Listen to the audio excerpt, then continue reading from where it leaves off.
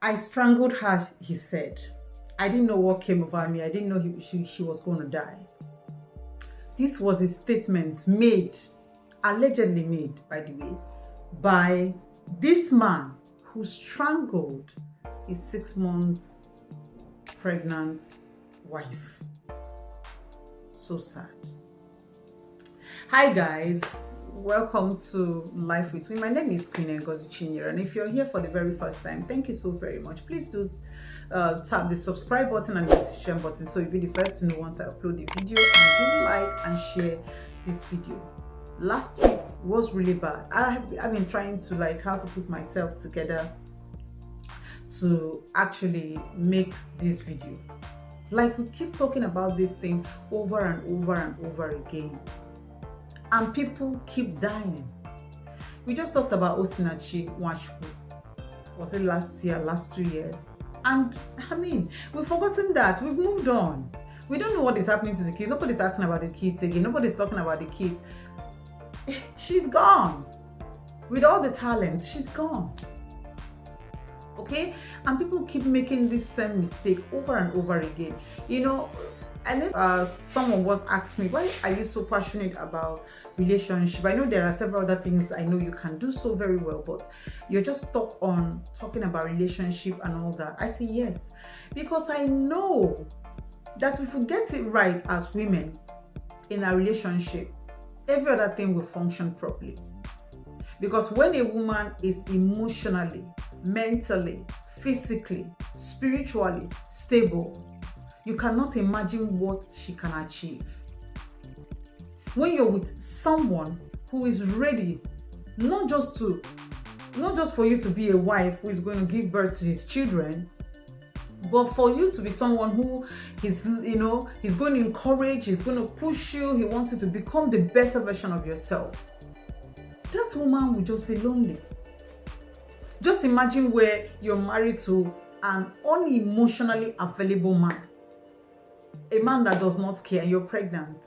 What would your life be like? Nobody's asking how is he doing. Nobody, can I help you? Nobody's saying, can I cook for you? Nobody's saying anything.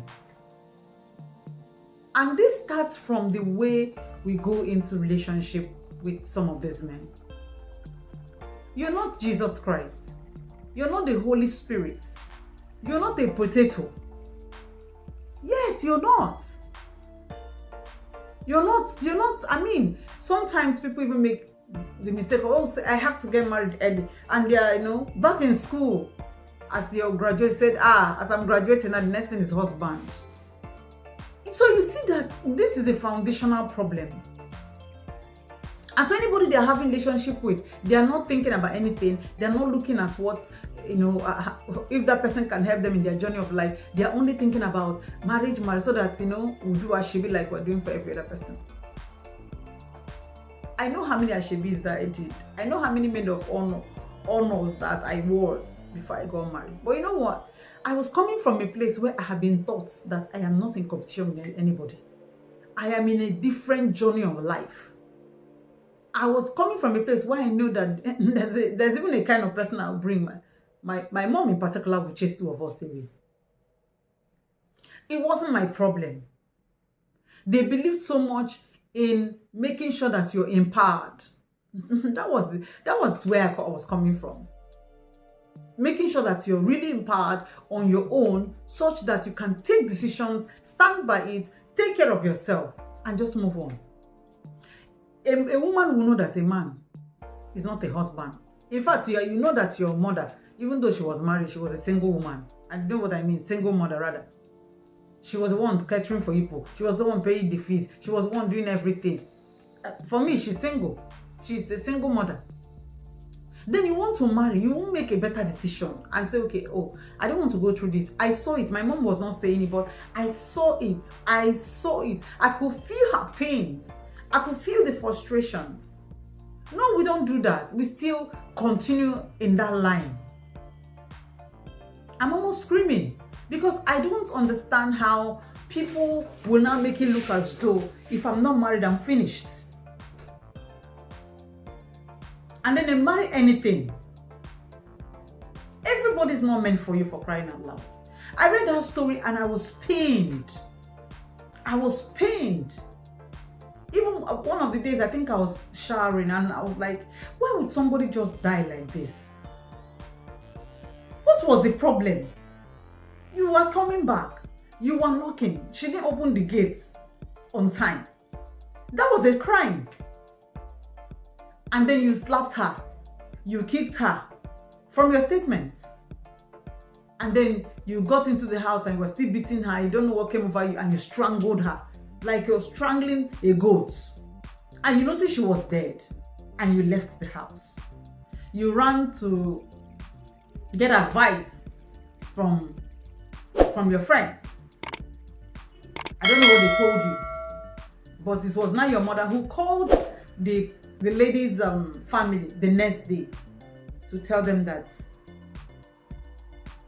their daughter is no more. The daughter they gave you in good shape. The daughter you came to ask for her hand in marriage. I didn't hear what they said you were a baby daddy or that, no. They got married last year and she was 6 months, pregnant. And you didn't feel sorry that she was pregnant. You didn't feel sorry that, women and pregnancy. No. And that brings me back to women. Yesterday we celebrated International Women's Day. I didn't write anything about it because I was so bad. We've not come to that place where we can say, I can't continue with this type of thing. Yes, society is not in our favor. We know. People will talk, and those people talking are going through that same shit. They say, is she the only person that the husband is beating? Is she the only person that the husband is not a good man? We all have our problems. Everybody has his problem. And they make it look as though somebody is suffering from. Listen, you are the only person suffering from that problem. If you have challenge in the home, I can understand with you. But not that you've turned me to your punching bag, that you ease the stress of life. Because when these particular men are working under women who are their bosses, they don't beat them. They ask you questions and you stand up and answer them and add yes ma. And so that brings me back to the women, to the young lady out there that will come across this video. Give me one reason why you want to stay with an abusive man. Just give me one reason. Have you turned to Jesus Christ? Are you now the Holy Spirit that is going to change him, that is going to make him a better person? And most of the people like when they are love bombed. They like when they are manipulated. They like when they are gaslighted. They don't like honesty. You beat me and you tell me, oh, I love you so much. I wouldn't have beaten you, but you keep pushing me. You keep making me beat you. Are you talking to a moron? Are you talking to a fool? I walk away because you mistreat me. You shout at me. You yell at me. And then you come back and say, you know what? I'm sorry about what I did. But this time I'm going to treat you better. And then I go back. Because it is not your nature. It is not something you want to do, in all honesty. You're definitely going to fall back again. Now, for a woman, you are in a relationship with a man who has anger issues. Don't put yourself in harm's way. You don't know if that push will send you to the great beyond. You don't know. If a man has not been able to work on his anger issues, and then you came, you knew he had anger and you're in that relationship with, he is not going to change. He's not likely to change. You know why? Because he's enjoying your reciprocation. He's enjoying the fact that you understand that he has anger issues and you're there with him. He shouts at you. It's nothing. You blame yourself or he blames you. And then you turn back and you're asking yourself, oh, I think I actually triggered it. I wouldn't have done this. I had a relationship. This guy was very nice. Like everything any girl would pray for. He was everything. He was very jovial. He was very romantic. He was very this. Nigeria, we don't give bouquets, but I receive bouquets. Bouquets from time to time. He would pay for this, and It was a beautiful one. Then we had a friendship. Then we were like trying to get into a relationship proper. Then we were now talking about being a little more serious. He was a Christian. He was born again. And so one day he was telling me a story about his elder sister. I think she was the eldest, yes. So he was telling me this story, he came, I was like looking gloomy, and I was like, this is not your usual self. What happened? I hope you're okay, in my usual way. I was like, let's probe. So he said, well, I just had a bad time. My eldest sister, the eldest of them, she's a crazy woman. She's this, she's a witch. So after all the things he said, that did not even get to me. You know how someone will be talking to you and like, people are like that. But do you know what got to me? What got to me was when he said I had to hit her. I had to hit her very well so that she would start getting some sense. I cringed. And I'm like, oh, I didn't respond. So he was like, are you listening? I said, yeah, I heard you. In my mind, that was where we ended that relationship. So the next time I think he put a call across or something. I didn't answer. He saw me in church. I was like, I was trying to reach you, blah, blah, blah. I even thought you had gone back to school. Like, seriously? I said, oh, yeah. And that was how he tried, made efforts, asked people to ask me what the problem was, blah, blah, blah. He was ready. He was doing very well. He wasn't a pauper. He was doing very, very well. So people were asking. I said, no, he didn't do anything. But I just think I'm not ready. That was actually the excuse. I said to them, I'm not ready. I don't think I'm ready for now. They were like, but everything was going on well. I said, yeah, I just thought about it. And that was it. Till date, as I'm making this video, if he comes across this video, he will understand why that happened. Because I had been conditioned by my own mom that there is no need making excuses for anybody. As you're growing up, you're being told, you're beautiful, you're this, you will do this, you will do that. That was where I was coming from. I had been taught, some of the things I say, I know that some persons don't have the opportunity to go through, family the way I was opportune to have. Some people, they self-taught themselves. Their parents didn't know better either. But that's okay. Don't make the mistake of just going like that. That's not why you came. And another thing that I've also discovered is that our mothers don't tell us the truth. A woman had gone through terrible things during her time in marriage. And when she's advising her child, she's still advising her child along that line. Why? I expected that you'd be brave enough to tell your daughter, you see, I went through this lane. I wouldn't want you to go through it. I wouldn't want you to go, I didn't know better. I didn't have the exposure. I probably did not go to school. I was not lettered. Probably I thought about, I don't even have a stable family where I can go back to and all that. We know there were factors. Probably I was also afraid leaving you people and you turn out badly, blah, blah, blah. There's a whole lot of factors. And we'll understand you. But the truth is that you have to learn to be honest with your own daughters. Tell them the truth. So that when they are making their choices, there are things they can look out for. You cannot be with an aggressive man as a boyfriend. You cannot be with a man who is always angry. And someone says, can't I manage? How will you manage this man? Because one day you're going to, tap into that anger button. And it's going to come back on you. A man shouts at you in public. A man uses shitty words on you. Or very condescending words on you.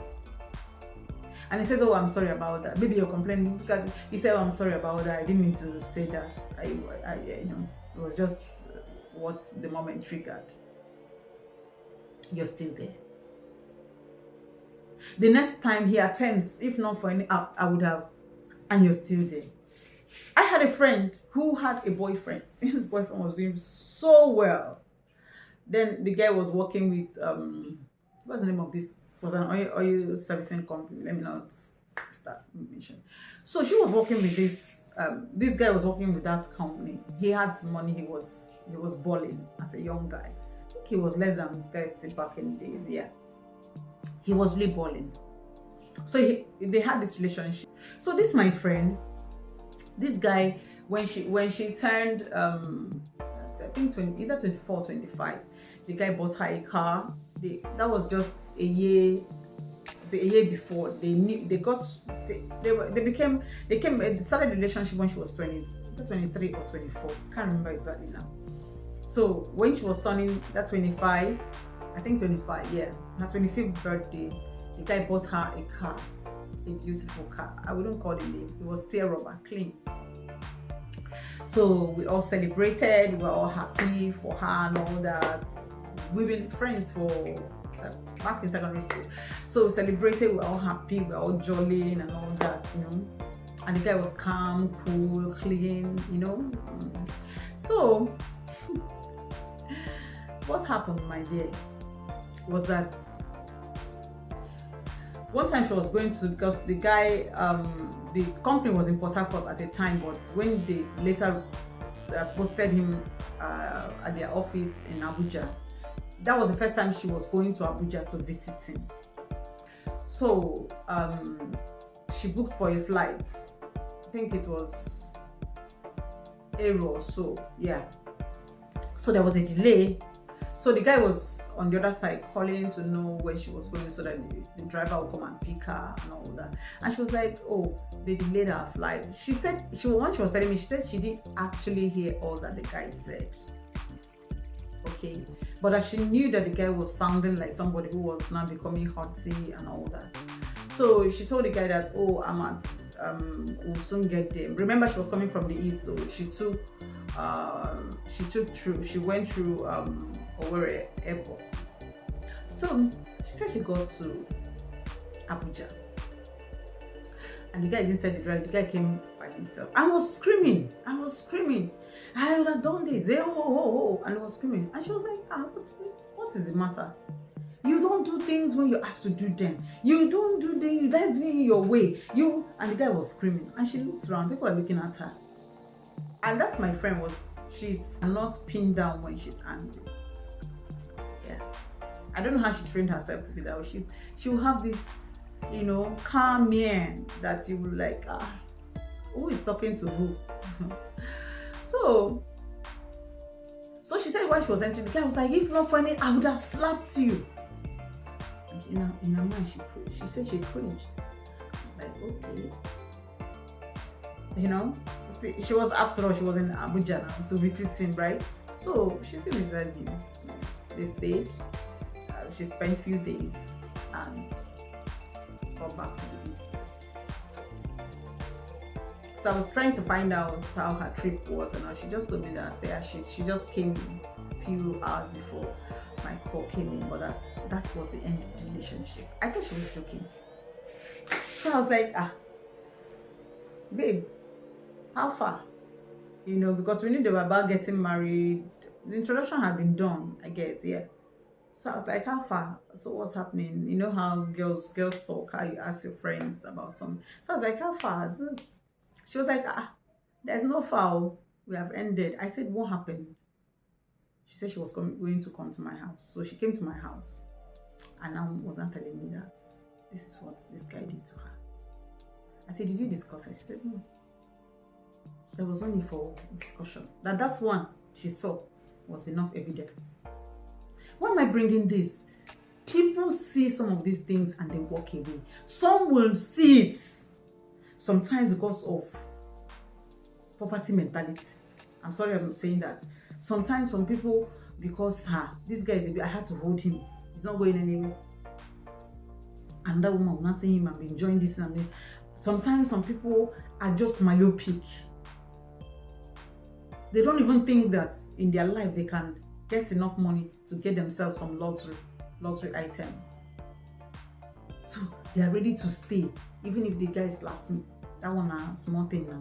Even if the guy kicks me, that one a small thing. It's not small thing.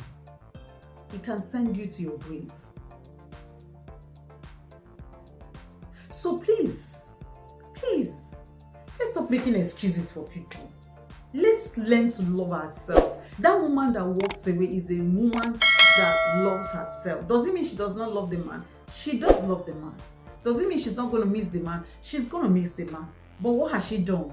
She's telling us that she loves herself too much to be trampled upon. And that's where I'm going to end this video today. This is a clarion call for every young lady out there. Whether you're already in a relationship, whether you're already in a married relationship, whether you're outside the relationship, whether you're still planning to be in a relationship, don't accept domestic violence. Don't accept a man with anger issues. He's not going to change. He has not thought about how. He's not working on it. This is where I'm going to stop for today. Bye for now.